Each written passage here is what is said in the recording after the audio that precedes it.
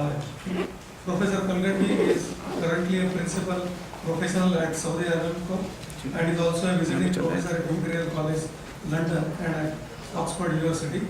He has had similar professional appointments in the past at KTH Stockholm Technical University, Eindhoven and Sheffield University. He joined Saudi Aramco in October 2010 after 31 years with Shell Research in the UK.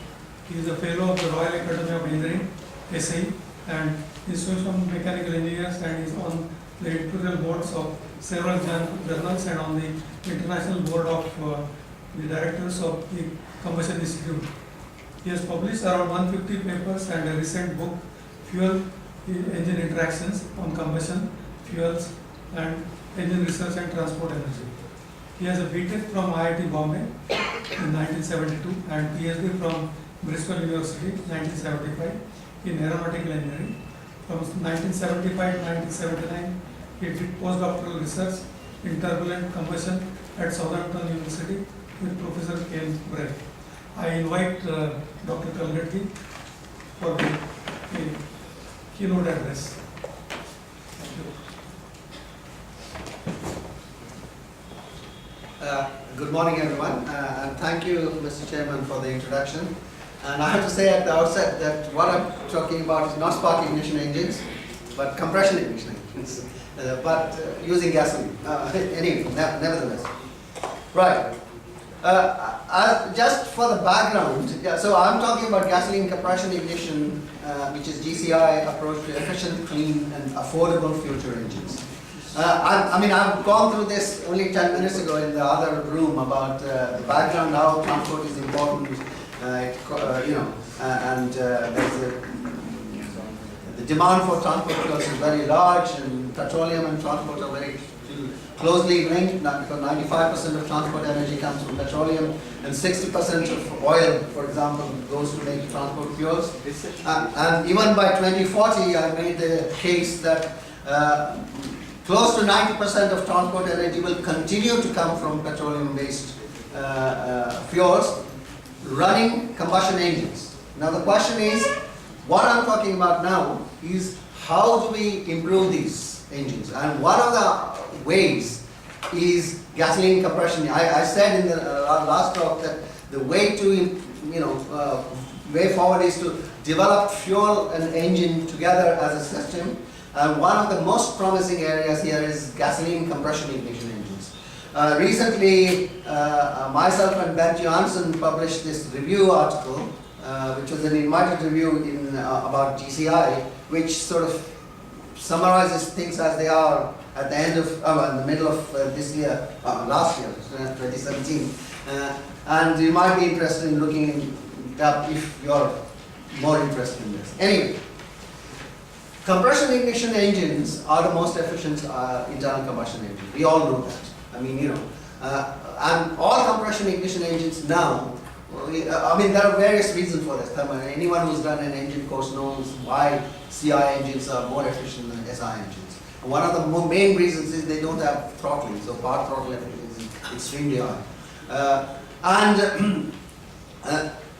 But all compression ignitions now use diesel fuel, and they have a big problem with particulates and NOx, and these are causing increasing concerns, and standards are getting more and more stringent, and the reason this happens is conventional diesel fuel ignites very easily. I mean, it's meant to. I mean, that's how it was developed, before it has had a chance to mix with oxygen in the cylinder, and essentially it's a soot factory.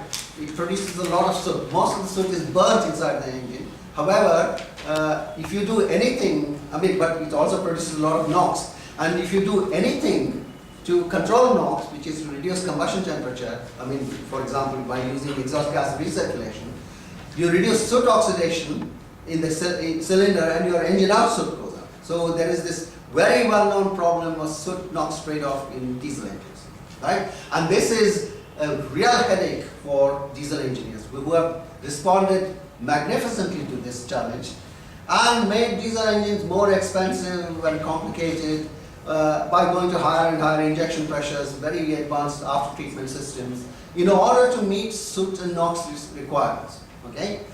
But the control of the soot and NOx is much easier if you have fuels with high ignition delay. Like gasoline-like fuels, you know. And this is what gasoline compression ignition essentially is. Basically, what you do it's a diesel engine, but you inject gasoline a bit earlier than you would normally in a diesel engine, and therefore, and by the time the fuel mixture ignites, it has had much more time to mix because it's got ignition delay. It doesn't ignite immediately. And so by the time it starts burning, there's no soot. I mean, in fact, it can run in many operating conditions with zero soot with gasoline, you know. And essentially, just think about this. The only way you can ensure that there's no soot formed at all in a diesel engine is if you finish the injection of the final injection, you know, well before combustion starts. Because if the combustion starts and you're still injecting fuel, it is a soot factory. You're injecting liquid fuel into hot gases and that at high pressure, and that produces soot. And with diesel fuel, you cannot do this because at most operating conditions, because it ignites too quickly. And therefore, you have to go to higher and higher injection pressures to reduce the injection pulse width and so on. And this is what diesel engineers have done. Okay? But higher ignition delay allows more time for mixing before combustion, and therefore it becomes much easier to control soot and NOx while retaining the efficiency. I mean, that's the beauty of GCI. And in a way, it is like HCCI, because you're trying to push it towards as much premixed combustion as possible. However, as you all know, HCCI, the main problem is control, because there's no in-cycle control in HCCI combustion. Because if you, everything is determined by the initial conditions. And it's either fire when it wants to, depending on the ignition characteristics of the fuel-air mixture, and it's out of your hands, basically. But GCI is different in the sense that it can be, the combustion phasing can be controlled by the final injection timing. I mean, that's the advantage. So it is, you're trying to get HCCI-like combustion with all the advantages of fuel and soot while retaining control on combustion. And that is possible if you use fuels with high ignition delays, and that's what GCI, where the advantage of GCI comes through. Now, I want to illustrate some points about what are the fuel requirements in terms of fuel volatility, composition, ignition, delay, etc. And there are these, we tested, I'm going to illustrate the problem with some testing that we had done when I was at Shell and at KTH and so on. But what you can see here is we use many different fuels. Primary reference fuels, isooctane, heptane mixtures, toluene heptane mixtures, this TRF fuels, N-heptane, pure N-heptane, many unleaded gasolines, full boiling range gasolines, and 2 diesel fuels. D1 is the diesel fuel, which is a Swedish diesel fuel actually, very low sulfur, high cetane fuel, and D4, which is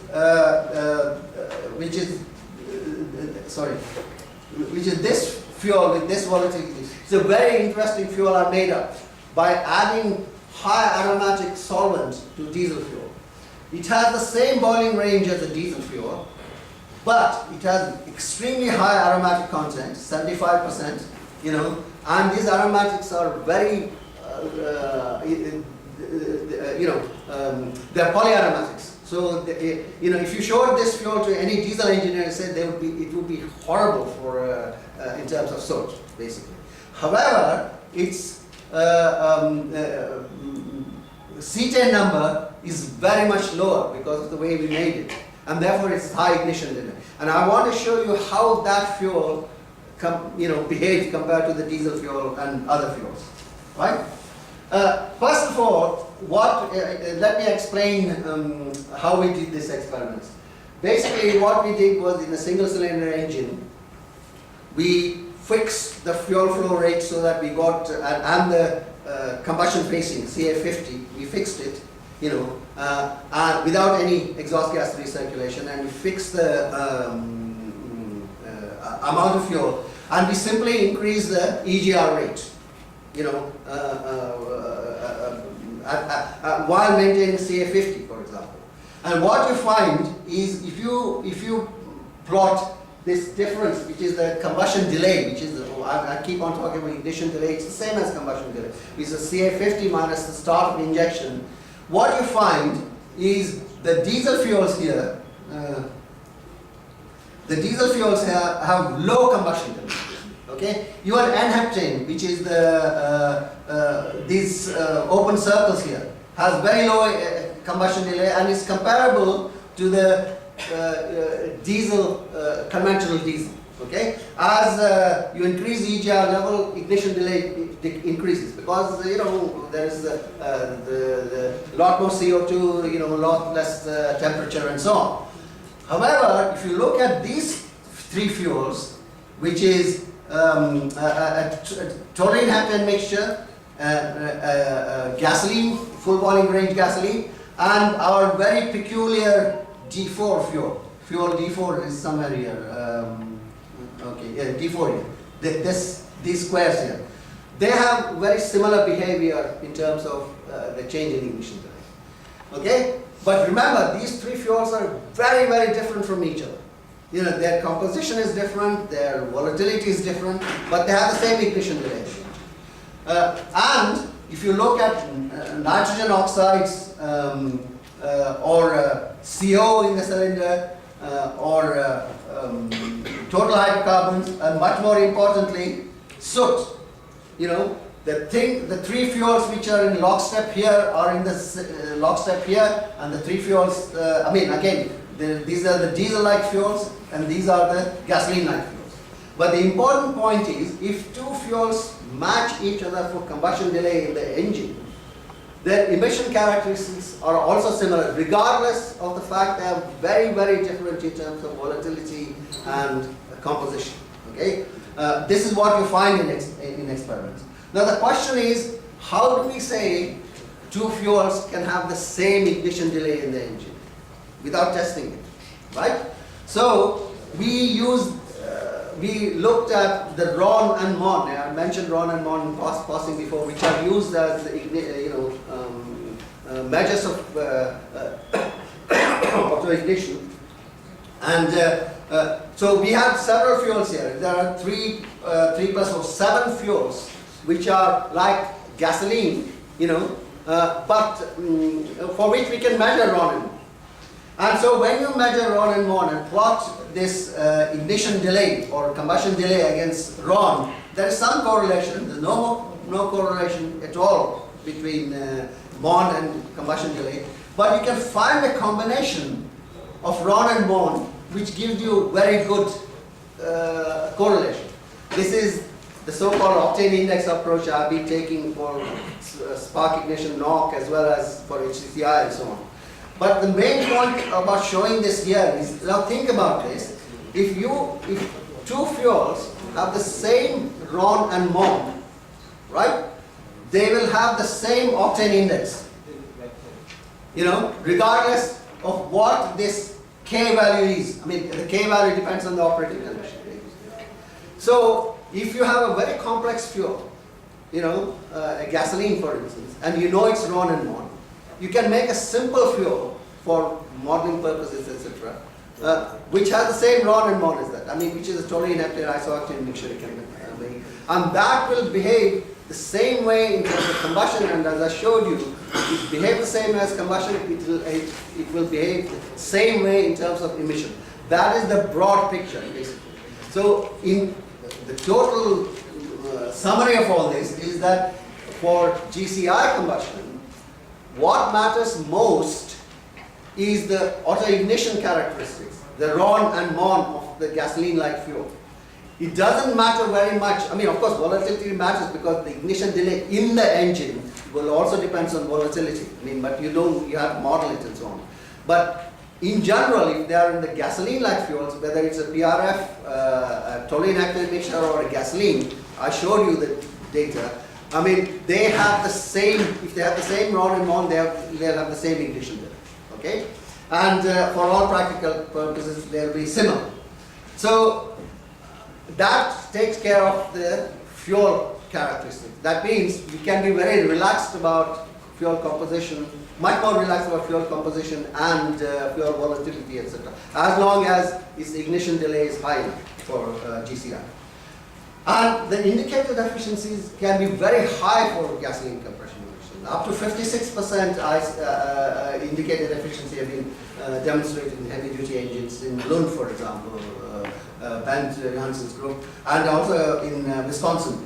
And there are additionally efficiency improvements possible in light-duty engines because you can avoid pilot injection at low loads, because light-duty engines, the problem in diesel engines is noise. Okay.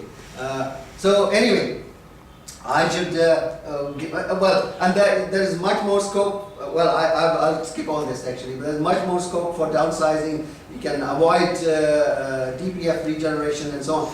In other words, GCI in operation could be more efficient than current diesel engines. Okay.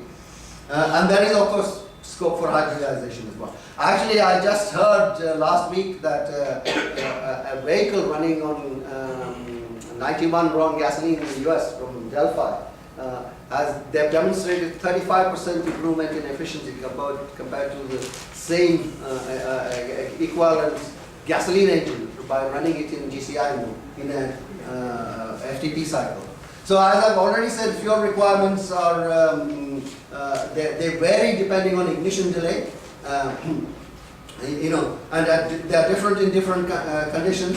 And one can use, of course, another flavor of this is the rapid RCCR, which is reactivity controlled compression ignition, where you use two fuels of very different ignition delay and supply the engine when you want with the right kind of fuel, which is what Wisconsin have gone a long way in developing this. Or you can use fuel diesel gasoline mixtures, and we have several projects in Aramco as well, which are looking at all these kinds of things. But the other point to make, once again, is this figure I showed you earlier, that the global demand structure is changing. There is going to be more demand for light middle distillates in terms of kerosene and diesel compared to gasoline, which will mean there will be more low-octane gasoline-like components available more easily in the future. You know, and so if you remember this, essentially, what do we mean? So how do we look at GCI in the broader context? You can look at it coming from the gasoline side, an improvement in efficiency. See, gasoline engines are low cost and low efficiency, whereas diesel engines are high cost and high efficiency. Why are they high cost? Because they're trying to control soot and NOx while using diesel fuel, right? So by using low octane gasoline, you can reduce gasoline, the cost of the diesel engine. Or if you're coming from the spark ignition engine, you can improve the efficiency of the spark ignition engine while using low octane gas, which has less processed fuel essentially. And if you and it also opens up the path to mitigate this fuel balance, fuel demand imbalance, because you can use these low octane fuels, which are available more easily available in the future in high efficiency engines. Right? So there are, of course, many development challenges. There is tremendous amount of research being done. I think that probably, since I published a paper in 2006, maybe there must be 1,000 papers at least in this topic. So there's a lot of research being done on this. But there are development challenges before it comes into a vehicle. I mean, there are issues to do with cold start and stability at low load, noise and pressure rate at medium and high loads, and so on. The emissions challenge now shifts from controlling soot and NOx simultaneously to hydrocarbons and CO. So you have to develop new catalyst approaches, but it is much easier to do this than control soot and NOx simultaneously. And there are hardware optimization issues, These are typical development challenges that you would have when you develop new engines. And fuel quality, also you have to consider things like lubricity and detergency and so on. But the important point about all this is, compared to what diesel engineers have already done, this is much, much easier we are talking about. I mean, we are talking about simplifying and optimizing the available technology to reduce the cost, for example. And of course, there can be different compromises for different markets and different applications. For example, in India, cold start, you know, Delphi have a target of a cold start at minus 20 centigrade. You don't have to worry about this here, you know. So, I mean, and you might not want to aim for a BMAP of 25 bar or something like that. You might be saying 10 bar, for example.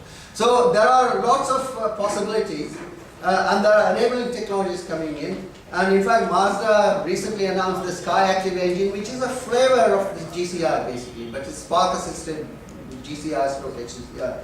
But essentially, they have introduced an engine, or they are going to introduce an engine, which uses gasoline in a compression ignition.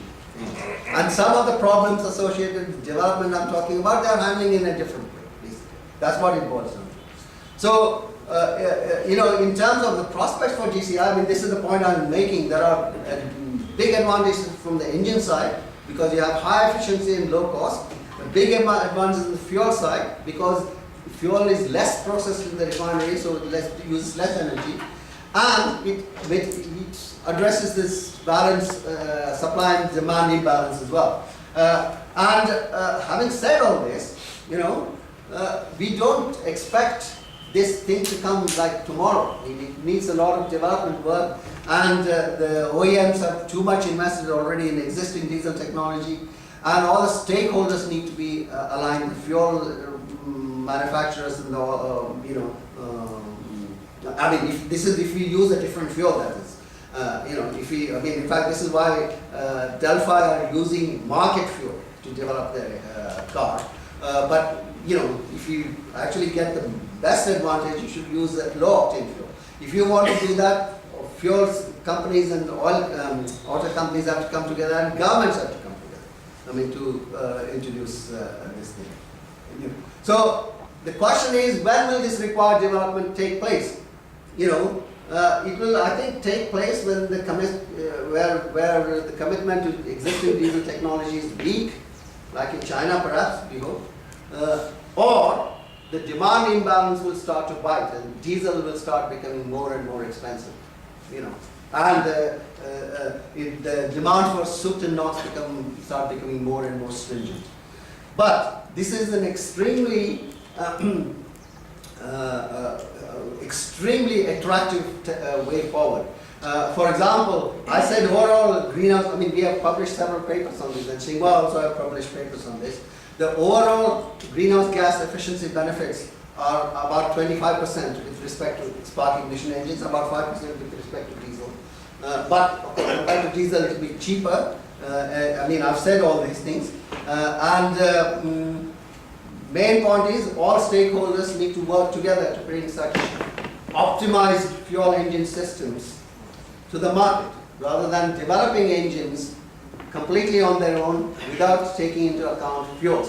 And I think this can't go much further. If you're, meeting the limits of already, basically. So in fact, what you should start thinking about, okay, let's run diesel engines or low octane gasoline. This is the message, basically. Yeah. Thank you.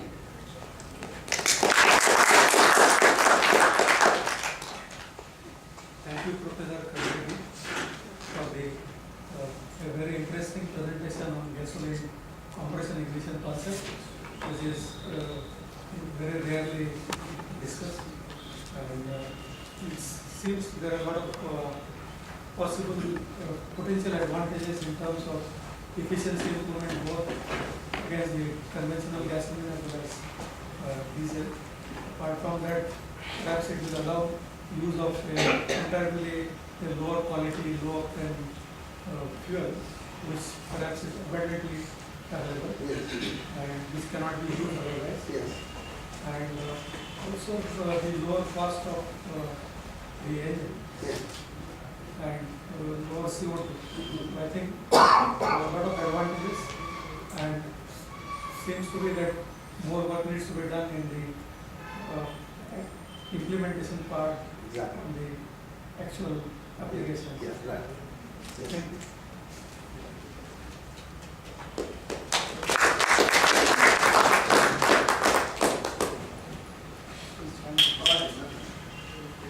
So, can I ask a question? Yes, there's a question. Mike.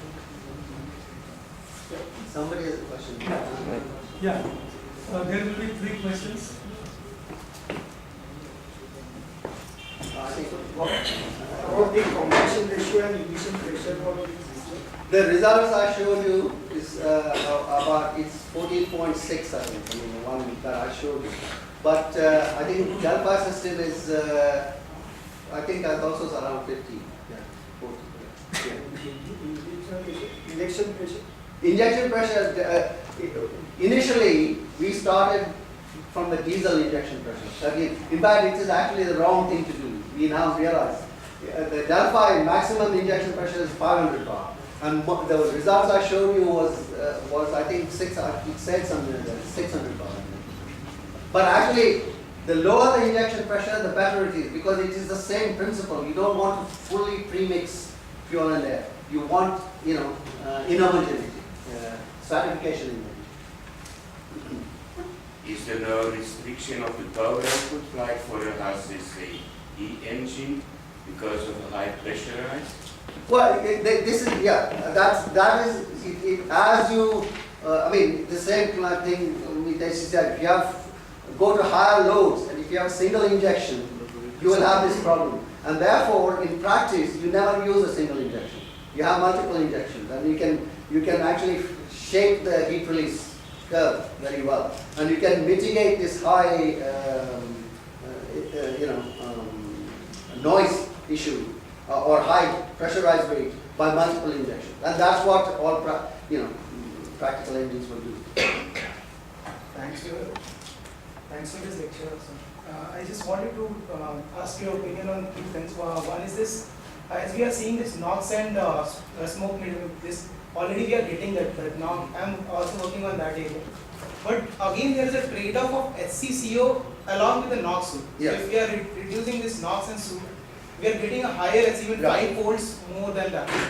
And similarly, this is one concern. Second is that I personally feel that this RON and MON is wrong indicator for defining this ignition quality. The reason might be that they are tested through surrogates.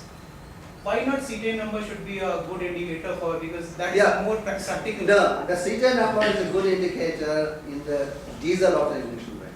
Because So the thing is, if in fact you see, it's not designed to give you the right auto ignition behavior outside this diesel auto ignition, which is CJ number of greater than 35. Then you should use the seating DCN.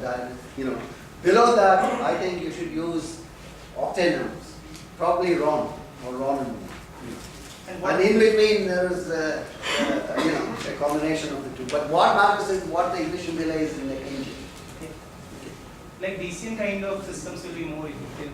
Well, they are more effective if you are describing fuels which are in the diesel auto ignition, because the way you measure DCN is from the ignition delay, Yes. which is and the errors are too large.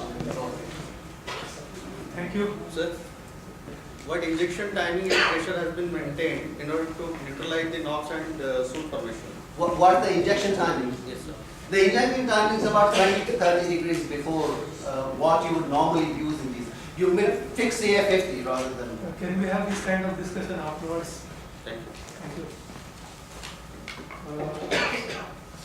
I would like to invite the second speaker, Mr. Razi Nalim.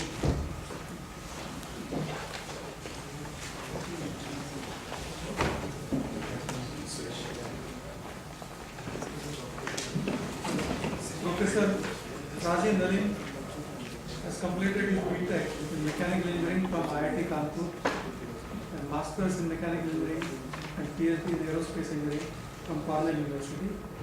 He has worked as expertise in field of combustion, unsteady compressible gas dynamics, energy conversion, combustion engines, energy efficiency, CFD, and heat transfer, thermodynamics, aircraft and space propulsion. His areas of interest are pollution control, innovative power plants, wave methodology, wave rotors, combustion and turbine turbulence modeling. And he will be speaking on the subject of pressure gain and work producing combustion for high efficiency lightweight engines. Thank you. Good morning, everyone. Thank you, Mr. Chairman, for your kind introduction, and I'm delighted to have the opportunity to speak today. Just before I start, I want to acknowledge contributions towards the work that I'm going to present. It's not all my work, some of it is in my lab with some funding from the National Science Foundation and other sources, but I've also taken material from other sources which I acknowledged here, particularly the AIAA, PDE, Pulse Detonation Engine Short Course contributors, some slides from Aerojet Rocketdyne work on rotating detonation engines, and also from members of the AIAA Pressure Gain Combustion Technical Committee who have presented some of this material.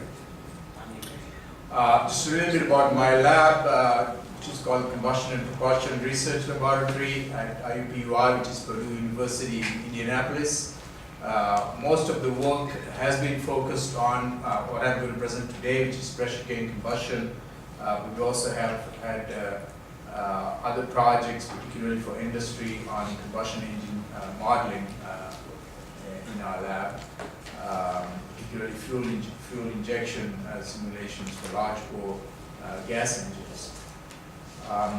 Much of my work is driven by interest in oscillatory flow, which is very common in nature, but it's generally avoided by engineers. But I think there's a lot of opportunity to design systems with wave motion and oscillatory flow that can be very different from more conventional steady flow systems and semi-static systems like piston engines.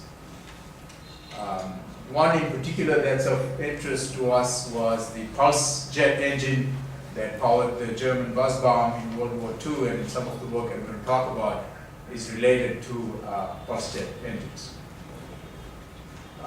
So we're very familiar with piston engines. This is just a dual fuel engine that I had some students work on some aspects of it, but this is just to illustrate kind of the major types of combustion engines that we know about. Piston engines, positive displacement engines, and gas turbine engines, which are used for aircraft and large-scale power generation. But nowadays also there are micro turbines for smaller scale power generation using gas turbine principles. And in a gas turbine you have air compressed by a compressor system that is based on rotating turbomachinery. And then you have a continuous flow combustor, and then again turbomachinery for expanding the gases in the turbine.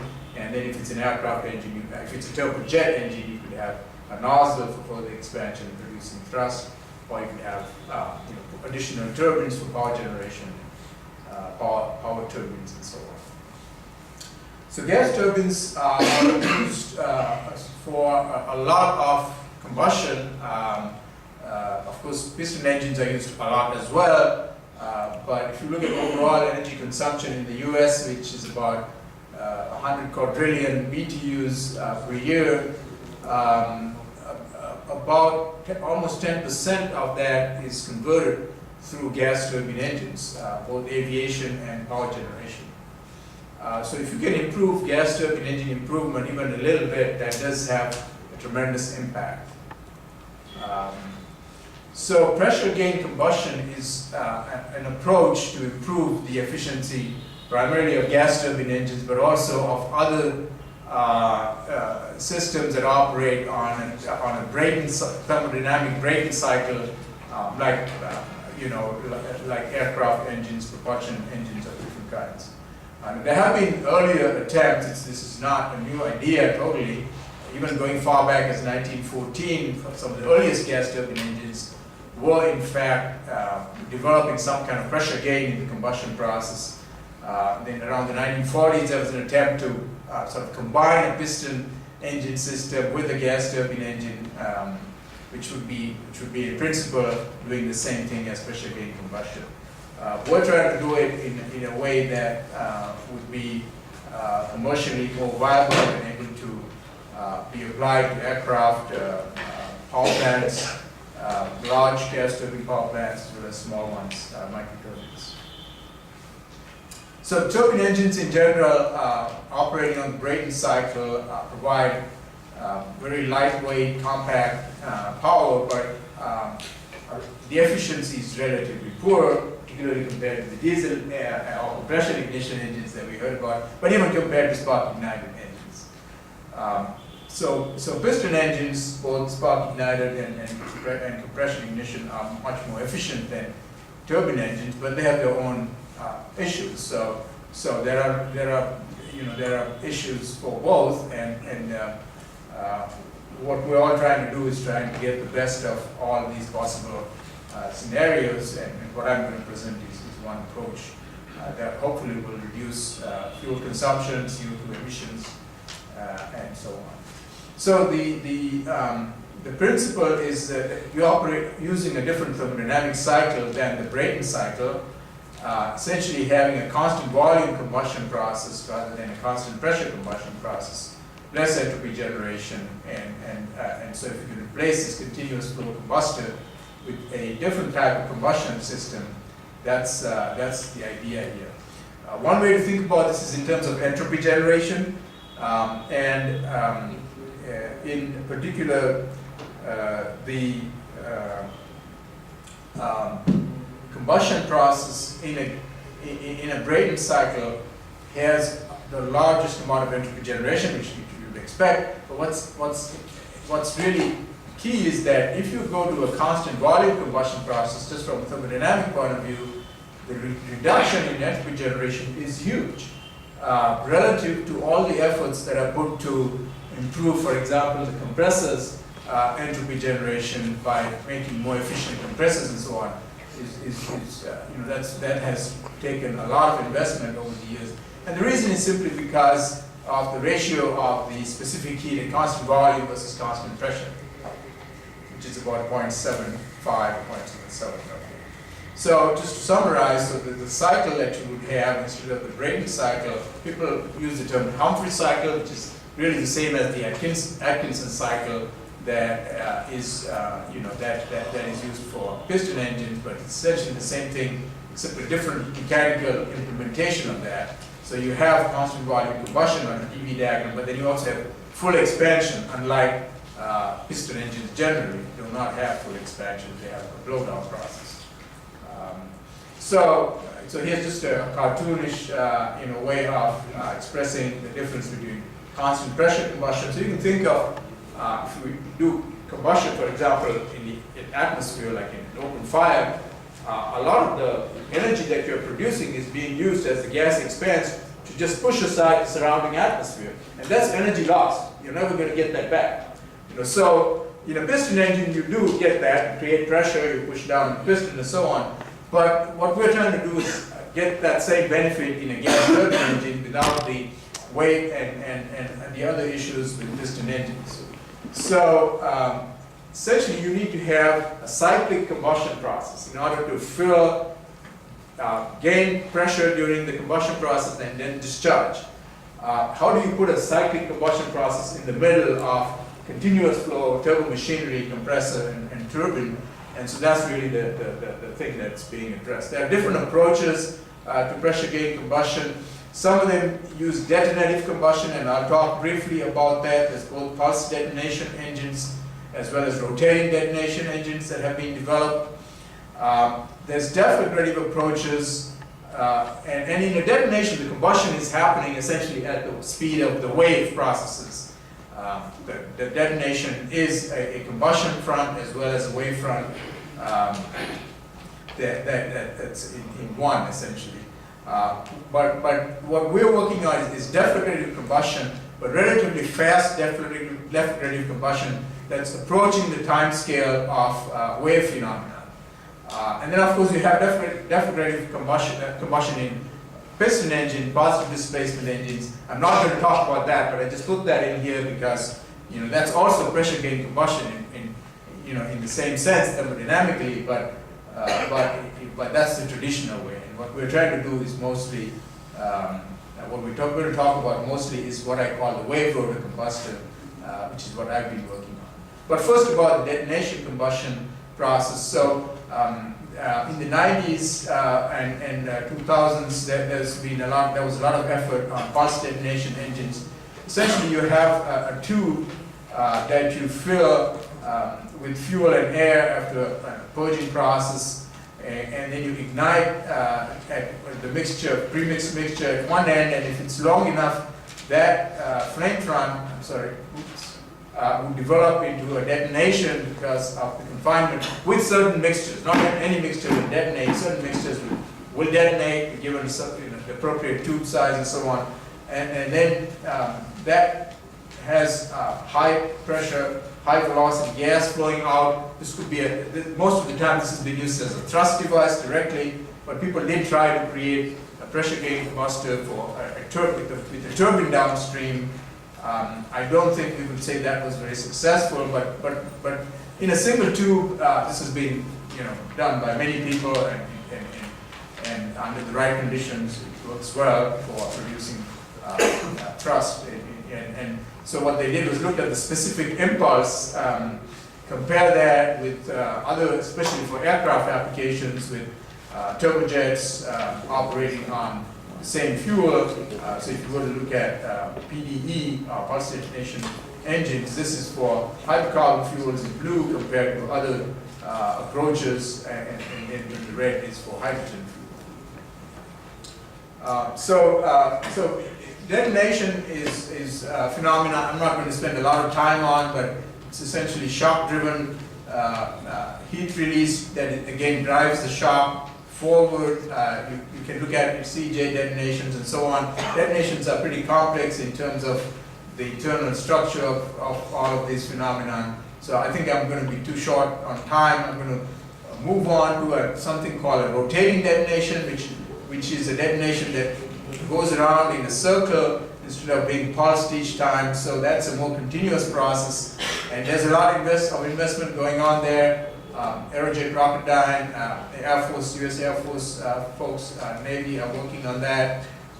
Again, because of time, I will not spend too much time on that. What I'm working on is the idea of using multiple combustion chambers on a rotating drum that is called a wave rotor or pressure wave machine. And this is what it looks like. And essentially, you have different combustors that are rotating on the periphery of a drum. Some of them are being filled at any one time. Some of them are going through constant volume combustion, it's pressurized, and then some of them are discharging. And so this way we can have a continuous flow overall, then we can take advantage of confined combustion. So this is sort of the cycle. There's a discharge process for each tube, there's a filling process, and then there's an ignition process usually by a jet of hot gas. And that jet of hot gas typically will come from another chamber that has already undergone combustion. So that's not shown here, but you'd essentially have gas taken from one chamber and fed back to a chamber that is filled and ready to ignite. And then the cycle continues. So this is explaining the wave phenomenon. It's important to time these wave processes so that the exhaust process actually creates the low pressure needed for pulling fresh mixture in. And the principle is very similar to a shock tube. So if you're familiar with that, and these kinds of machines have been used in previous applications. There's one used for a high enthalpy wind tunnel. There was a supercharger built by Ron Boveri in Mazda, which does not involve internal combustion within the channels, but just the wave phenomenon. What we're doing is creating this device that has ignition and combustion processes And you've already seen one illustration, so I'll skip that. But one of the things we can do is, rather than have the passages straight and axial, we can curve them in such a way that the device can actually produce shaft power as it rotates. If you design it well, there's a significant amount of shaft power that could be produced out of the combustor itself, and that's one implementation. We've done a lot of modeling and calculations to show the specific fuel consumption substantially can increase, particularly in smaller turbines, microturbines, even in recuperated microturbines. There's a significant improvement, not only in fuel consumption, but also in specific power output. So there's more power generated out of the same mass flow rate of air, so you should, in principle, have a much lighter engine, even lighter than a regular gas turbine. We've looked at applications mainly in collaboration with Rolls-Royce on some of their engines, and we're looking at power improvements of the order of 20 to 25%, and fuel consumption improvements of the order of 10 to 15%. But in principle, it could be much better than that. But those are fairly realistic numbers. We've built a rig that has demonstrated the principle at Purdue. I'll skip some of the video, but we've done a lot of work also on the ignition process. This is a rig in my lab where we've looked at how to ensure that the ignition delay is well understood, and we can model that and so on. And then this modeling of the combustion process that we've done, and measurements with flame ionization in the rotating channels that agrees very well with the modeling. We've had a company that's been started up to commercialize this, and so some additional rigs have been built, and an additional rig has been built for longer term evaluation at high pressures and temperatures. And then the fundamental research also continues in my lab, particularly for the ignition process with the jet of hot gas igniting mixture. This is similar in some ways to pre-chamber ignition in a piston engine. So it's essentially a similar process, so that we can have a very rapid ignition, particularly of a lean mixture. We've got some Schlern and other tools that we use to quantify the ignition delay. This is Schlern on the left and pressure transducers on the right, measuring the ignition delay, which is both physical and chemical. So there's a physical process first for the jet of hot gas to mix, and then depending on the fuel, the ignition actually happens in different ways. We're studying both the physical processes and the chemical kinetic processes, and looking at some modeling with LES. Oops, that's not what I expected that to look like, but anyway, that's some LES modeling of the ignition process, and understanding how that happens with different fuels. As I mentioned, we've got Schlern measurements at high speed. We've got also just the flame luminescence measurements to see how we can understand that. I think my time is up, so I'll quickly summarize. Pressure gain combustion produces substantial benefits in fuel consumption for medium and small gas turbine engines, and correspondingly CO2 emissions reductions. Because of the kind of combustion that we're able to do with relatively lean mixtures, NOx emissions can also be well controlled, power increase. There's both detonation approaches and our approach, which is fast deflagrative combustion in a rotating set of combustors, which we call a wave rotor, constant volume combustor. And we believe microturbines and medium-scale gas turbines for distributed generation can probably be the earliest beneficiaries of this technology. So with that, I'll stop and be happy to answer questions.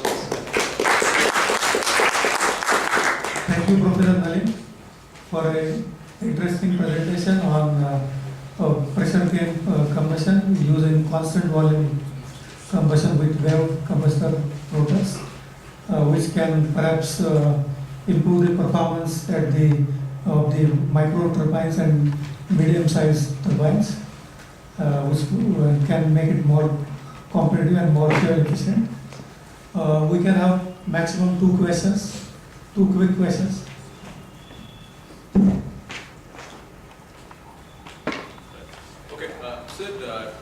by definition, thermodynamically, deflagration, the pressure drop is, there is a small pressure drop after deflagration. Could you explain the operation of your combustor by which, even working in a deflagrated state, in which you are gaining the pressure? It's by considering by the boundary conditions. So if you look at deflagration in a frame of reference in which the deflagration is steady and you have a flow of gases, there's a small pressure drop. There's a pressure. But in a piston engine, every day you have a deflagration propagating and the pressure goes up because the overall volume is confined. Because So it's the confined. same principle. Right. Yeah, pressure goes up. But how can you have, continuous, the large mass flow rates? One of the main issues of a gas turbine engine is that it can handle a huge amount of mass flow rates, right? Right. Which a spark ignition engine or a compression ignition engine cannot. So how can you plan to use handle large mass flow rates, yet apply a constant volume combustor? Right. So that's the principle of this device that in the US we call it a wave rotor, in Europe they call it a pressure wave machine. So this device has large Mach number inflow and outflow. Okay, it has high speed inflow. The flow comes in, it stops very rapidly with the propagation of a shock wave. Yeah, it's not a strong shock wave, but it is a shock wave, and so we're able to actually compact the flow to double the density of the flow that's coming in. So overall, the system is very compact and has a high mass flow rate, but for an appropriate amount of time, it is confined and has constant volume combustion. So it takes advantage of wave processes and constant volume combustion both.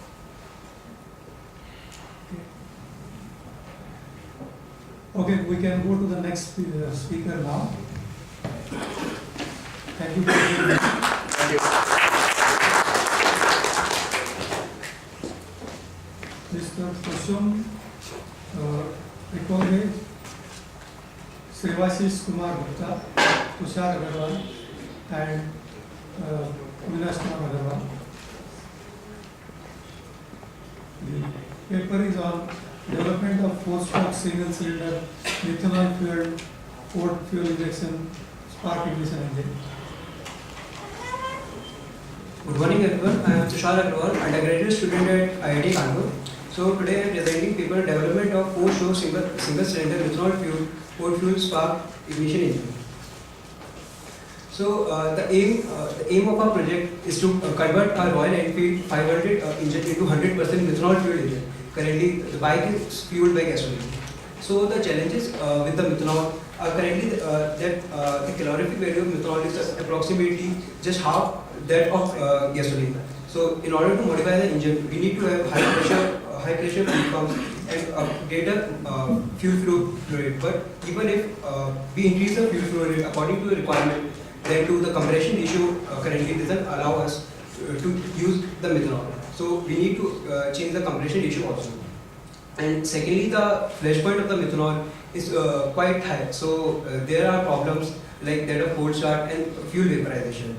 And thirdly, the methanol is corrosive in nature. So if we use the current setup, most probably in the long run, the liner and the piston will corrode and the fuel lines will also corrode. So we need to modify them according to the methanol.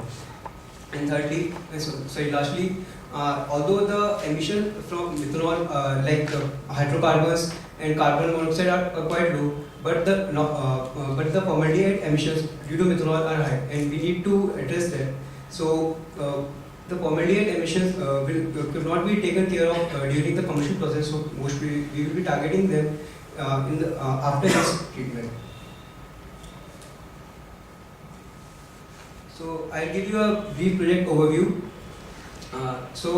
We started firstly with the simplification and manufacturing of the wiring harness, and then this is our experimental setup for the conversion of the engine. So here we are using a eddy current dynamometer and 3-axis adjustable rack for mounting the engine.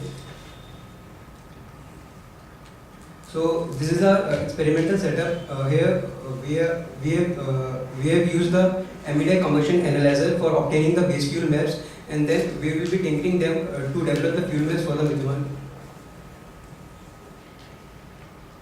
So this image is just for the illustration purposes. We are still developing the fuel maps.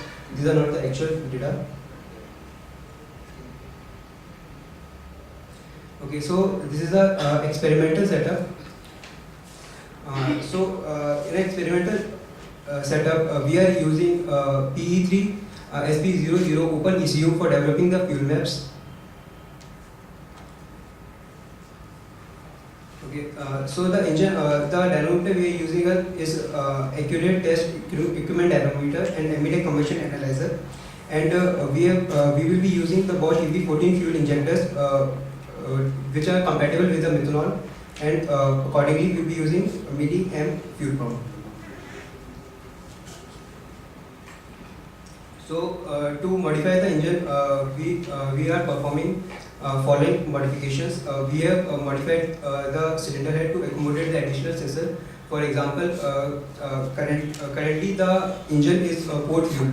So we are also looking if we can use a direct injection instead of port fuel injection. So for that we will need to modify the cylinder head. We'll also need to modify the cam profile because currently the amount of air intake is for the gasoline. For methanol, it requires higher amount of air intake. So for that, we need to tinker with the intake valve timing also. Okay, another thing we are planning to use in our engine is the plenum. Since for methanol we need the higher mass flow rate of the air.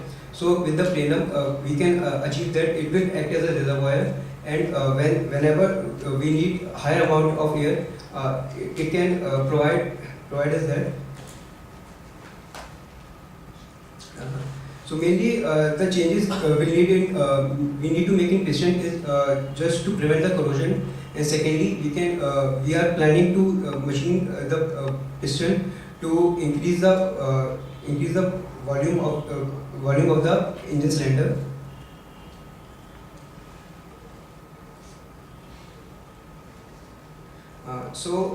As I told you earlier, we will be using a PE3 SP00 open ECU, and we'll be calculating it for the fuel injection timing, spark timings, and also for the throttle opening. For throttle opening, currently we are doing it mechanically. So in future we are planning to do it electronically while using servo motors.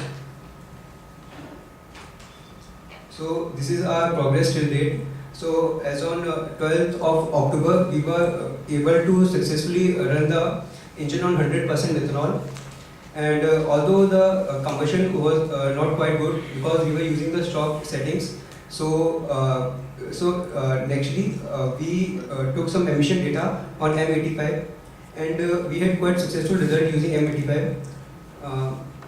Using M85, we were able to reduce the carbon monoxide emissions significantly, as you can see from these graphs. There was also significant reduction in nitrogen monoxide and hydrocarbons. The importance of this project is that in India, approximately 72% of the vehicles are two-wheelers. So if we are able to modify a two-wheeler for 100% methanol, we can significantly reduce the pollutions. And also about 70% of the coal reserves in India are high ash content. They cannot be used for the power production. So if by the coal gasification process we convert them into methanol, we can successfully use them to power our motor vehicles. Okay. Mr. Agarwal. It's one of the first methanol fired engine in India. I had the privilege of witnessing this firing, and it was done in October. And also it is in line with the Government of India and Niti Aayog's focus on alternate fuels, especially methanol for spark ignition engines. Of course, a lot of work needs to be done to make it practically superior to conventional gasoline engines, and I'm sure that this work will be continued. Thank you. We can have one question.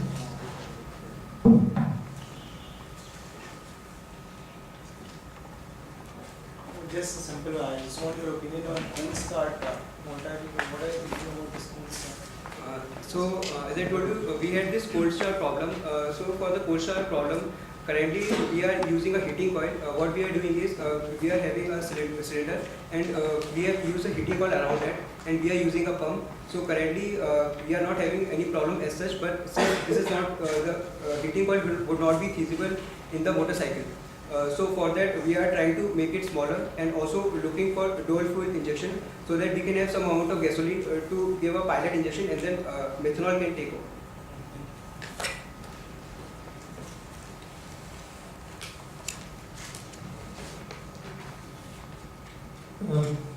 We will now go to the next speaker, Mr. Santosh Kumar Kota, Niranjan Sahu, Kaustubh Mohanty, and Pinkeshwar Mahanta.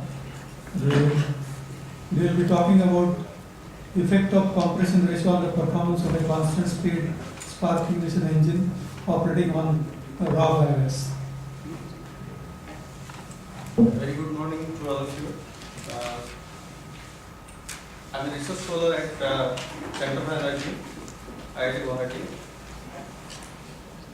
and I'm going to talk on effect of compression ratio on the performance performance of a constant speed spark ignition engine operating on raw oil. Generally, throughout this sessions we have heard that there is a scarcity in fuel depletion, and the energy demand of the world is increasing rapidly, and then there is a large concern of environmental pollution. Because of those problems, what we are doing, we are looking for alternative fuels, and nowadays the interest of utilizing renewable fossil fuel has been gaining more importance, and the sources, non-fossil carbon resource sources from where this renewable fuels can be derived are municipal waste, kitchen waste, cattle dung, agricultural waste, and other biomasses.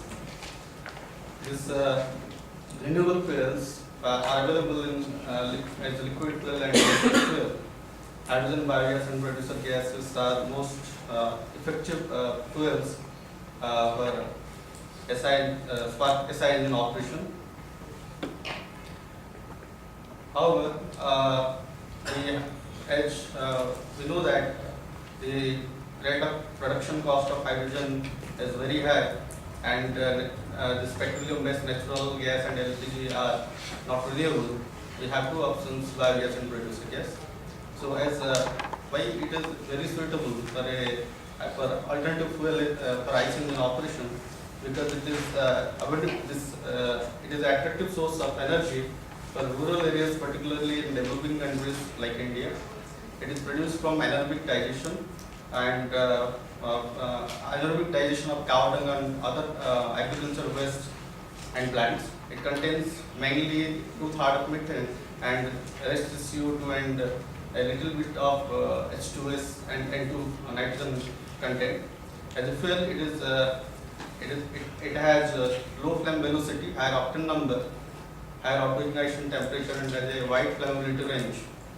It produces almost 57% of reduces 57% of NOx reductions compared to other vehicles. So the thing is, what we have to identify a suitable energy conversion device in order to effectively use the chemical energy. So the available technologies what we have is suitable for LPG and natural gas engines. We have limited high power multi-cylinder engines, dual fuel engines which uses pilot fuel up to 30 to at an around 30 to 40%, and the high price of biogas fueled engine which are manufactured by Siemens Prakash and Kirloskar, which are available in a larger power output.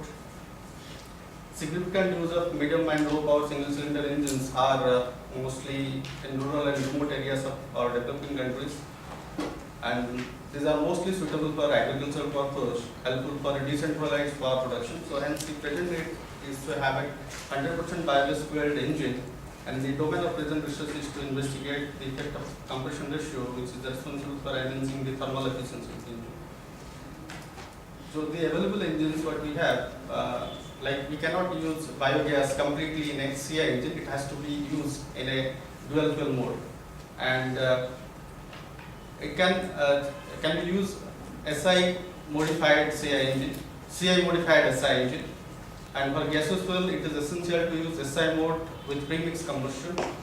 It can be used in CI modified SI engine, which has to be operated at higher compression ratio.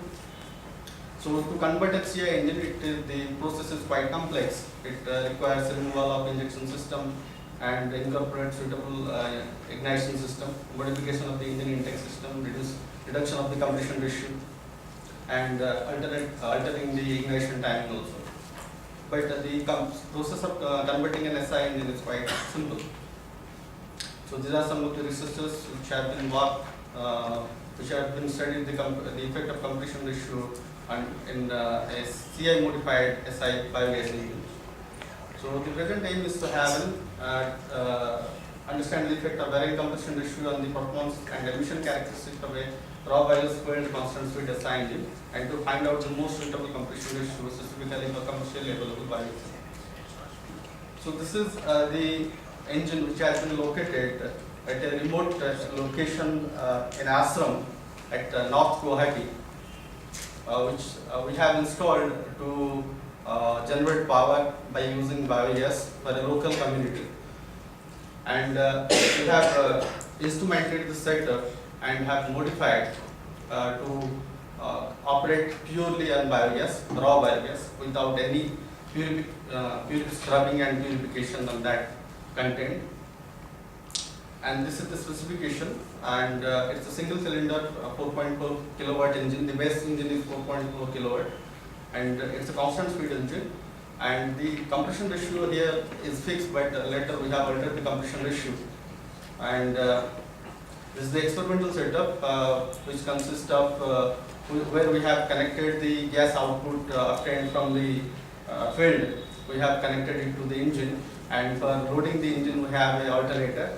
We are loading the engine by means of supplying electrical resistance to the alternator.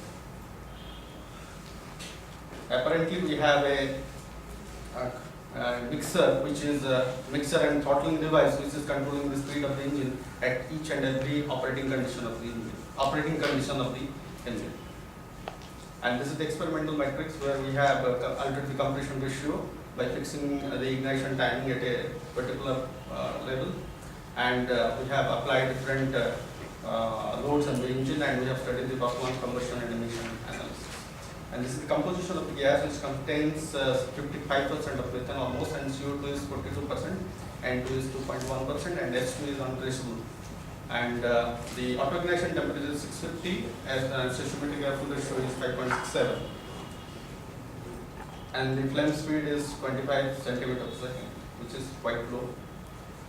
And what we have found with the increasing compression ratio, we are finding out the brake load carrying capacity of the engine is increasing, and the brake load carrying capacity of the engine is increasing, and the brake power of the engine also increases. But there is a problem with the engine speed. When we are increasing compression ratio at a compression ratio 15.29, 13.94, and 11.96, the speed is remaining maintaining quite good. It is almost 1500 RPM up to 50% load. But when you are going beyond 50% load, it is a bit deflecting from its standard rating, which is almost 9.3%, and is quite acceptable and can be readdressed. But when you are operating at lower compression ratio like 10.52, there is a speed range. The speed range is quite deteriorating. And the brake thermal efficiency what we have obtained, the maximum brake thermal efficiency is 18.35%, and which can obtain a brake load of 76.27%. And at that condition, the volumetric efficiency is 23.6%. And we have done the combustion analysis also. And what I found out, this CO emission has been drastically reduced at high compression ratio, and the SC emission is also reduced. The NOx emission is increased because at high compression ratio the mean gas temperature is quite high. As we have seen here, the temperature is quite high. That's why the NOx emission is increasing. The brake power producing capability of the engine is corresponding to 15.29 watts maximum and is found to be 2.93 kW with 76.27% of brake load. Irrespective of the engine loading condition, the minimum base emission was observed at CR 15.29 and it is varying between 23 to 144 ppm. The NOx emission was detected at CR 15.29 and is found to be 27.4. Thank you. Thank you for the presentation. We can have one question on this.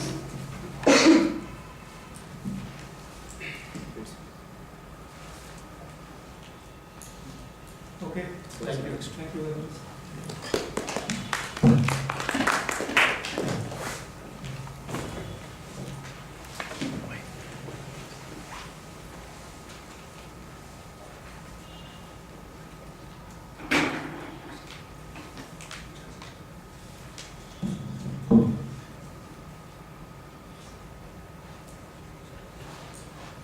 Next presentation is by Mohammed Ali and Hong Ming, and it is on computational study of pre-ignition and supernovae assignments. Thank you, Mr. Chairman, for the kind introduction. I'm Jesse. I work with Professor Hong.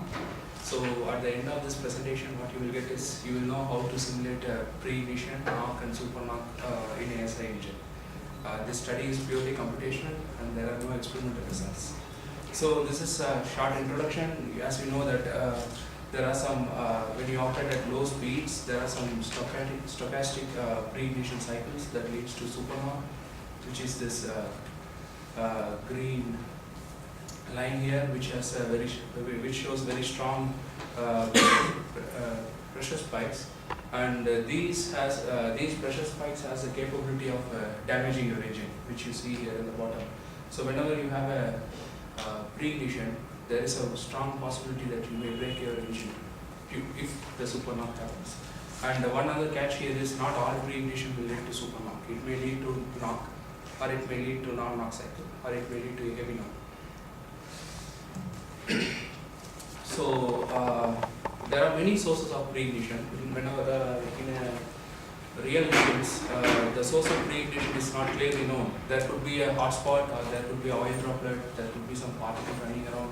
So there are many possibilities. And what you also have is like you have this strong temperature, and this is one example from my LEA simulation. What you can see is a strong temperature and a mixture distribution stratification. So whenever you have a pre-ignition source, and when the pre-ignition source meets one of this hotspot that is distributed all over your engine, there is a strong possibility that it can initiate a pre-ignition flame that leads to supernock.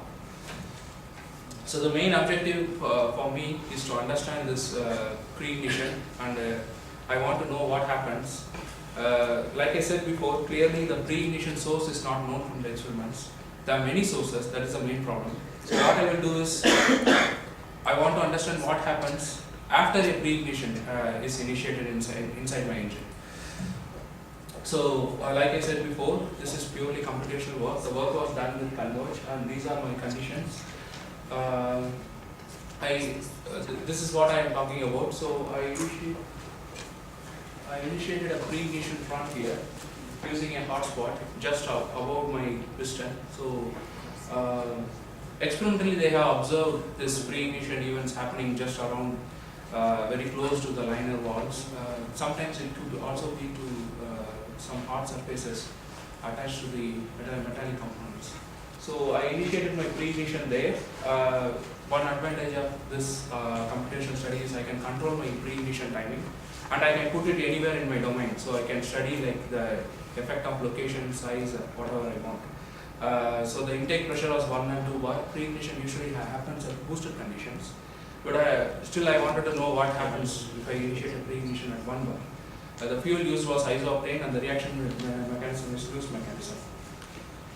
And by the way, this is my mesh. I have used adaptive mesh refinement to refine my flame front, and this is my engine geometry. Just a quick note on my combustion model. So this is a multi-zone combustion model. So what you see here is my model. You can see a main flame front initiated from a pre-ignition hotspot that I made, and you can also see the auto ignition there. So this model can effectively capture the flame front, and also if there is a auto ignition in the end gas, that can also be captured. So first I will talk about the effect of pre-ignition timing and location. So these are the crank angles, minus 190, 90 and 30, and these are the locations where the pre-ignition was initiated. So for the first case was purely a theoretical case, case A, minus 180 CAD, which is the piston is at BEC, and I initiated a pre-ignition at the center of my piston. So, like I said, this is a theoretical case. The temperature and pressure cannot support a plane, but since it is a computational study, I can force a plane. So what I got was this one. So there was a very smooth pressure curve, as you see here, which is just the heat goes to zero around like minus 70 CAD, which means that all the fuel is consumed, and I am just compressing the burn gas. So there was no interesting thing happening over there. And same case B and C, I initiated a pre-ignition front here, and at case B and C, the heat release goes to 0 to minus 20, and after minus 20, I am again compressing my end gas. Whereas case D, E, and F, the pre-ignition was initiated at minus 30, very late case, and what you see here is strong supernova cycles. So, if you have very early pre-ignition, then you are just going to compress your end gas. You most probably end up compressing your burn gas. When you have very late pre-ignition, then there is a strong possibility of getting supernova. And one thing to note is, you see this case D here. This case D, this showed some. This is kind of a knock cycle. This is not supernova. You can see the pressure is kind of low for that cycle. So this is what I was saying. Not all pre-ignition sources can lead to supernova. Some can end up as a knock. And this is one example where I am showing the capturing of my auto ignition locations here and here, like showing the fidelity of the model. One thing to note is for comparing pre-ignition cycle and normal combustion cycle. So what you see here is there is a strong increase in my end gas temperature. So the pressure is so high. So these were done previously. So what we have now done is we have started looking at the pressures locally. So all around the circumference. These are just like my numerical sensors. So I have like 8 to 12 numerical sensors around the circumference, and you can see that there is a strong pressure oscillation happening over there, exhibiting supernova behavior. Let's keep this part. So till now we found out a way to simulate pre-ignition and supernova. So with the results we had, we also tried to put on some analysis. So we initiated pre-ignition. For this case, we initiated pre-ignition here and tried to look at the knock intensity at those 8 numerical sensor locations. And what we found out was we were expecting that point A will have a very high knock intensity. But what happened was, in the other hand, point C showed very high knock intensity for us. So this simulation method could also be used while designing the engines. It could be a very useful tool. And we also looked at the speed of the flame front. So initially we had a very smooth, slow moving flame front that you should see in the SI engines. But after some time, like when you consume like 20 to 30% of your end gas, there was a very strong sudden acceleration. What you see here is at different pre-ignition timings, there was a very strong sudden acceleration irrespective of your intake pressure. And we got interested why this sudden acceleration happens. So one reason is, like I said before, there is a strong increase in the end gas temperature, which is, so once you have pre-ignition, the pre-ignition pushes your end gas to NTC. And when your end gas is at the NTC regime, then NTC is supposed to give end wall auto ignition. This has been proved many times by DNS studies. So this is what I am talking about. So you have a pre-ignition flame, slow moving flame, and you can see multiple auto ignitions, and you can see the pressure oscillation. So I'll play this movie one more time. So you have a very smooth flame, and you can see some auto ignitions here. Yeah, and after that, that is not a flame. So we analyzed my flame front, and what you see here is during this flame acceleration, what we saw is like we did some budget analysis, and the reaction term was dominating my diffusion term, which means that by Zendorf's theory, this is not a flame anymore. This is not a deflagration flame. This is a spontaneous ignition front. So due to the resolution, so this could also be a detonation, but due to the present resolution, we were not able to confirm that whether this is a detonation or just a spontaneous ignition front. So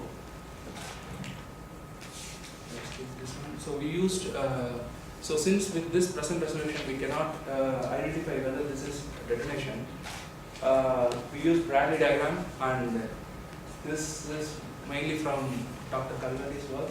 So all the cases that I showed you, they all went inside the developing detonation regime. So this diagram with the present scenario modeling framework I told, you can use this diagram to see whether the particular case will go to detonation or not. So this is my conclusion, and these are some acknowledgements. These are our main sponsors, Kaus, and I thank Shaheen Laboratory for providing the consideration. Thank you for the simulation and predictive work. Hope you will be getting it validated this month also. Any questions?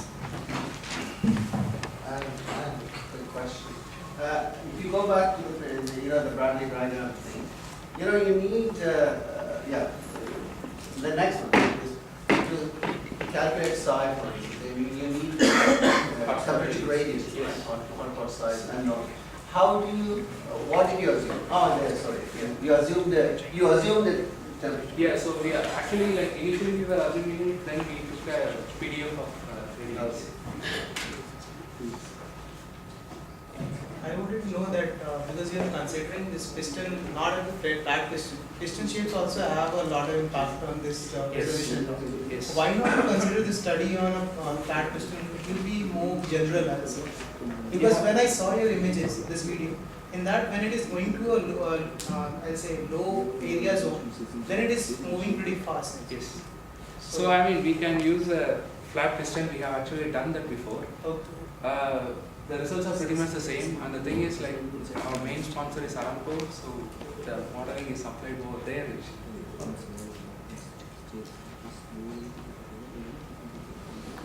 Thank you. Thanks so much.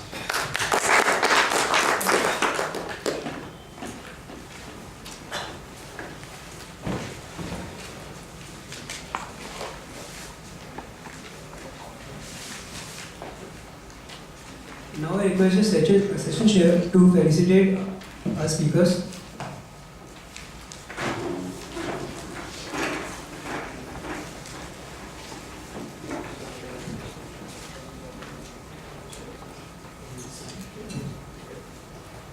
Professor Gautam Kalgatti, our keynote speaker.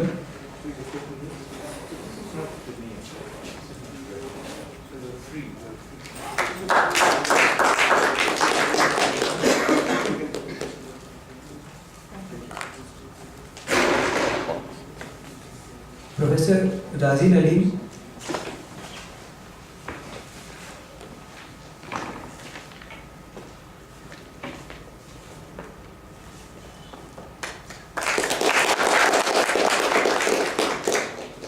now I request the contributed speakers to come to the podium.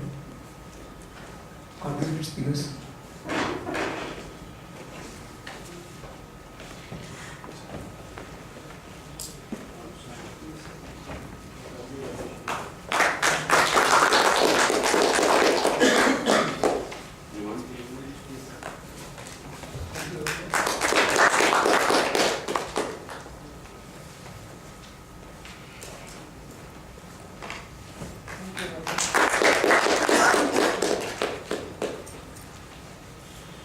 Finally, I request Professor Gautam Kalgatti to felicitate our session chair.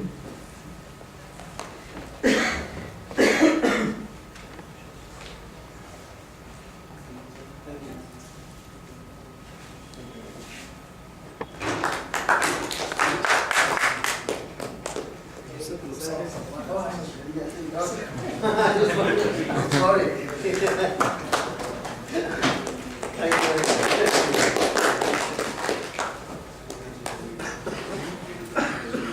Thank you everyone. Session 82 starts at 11:50.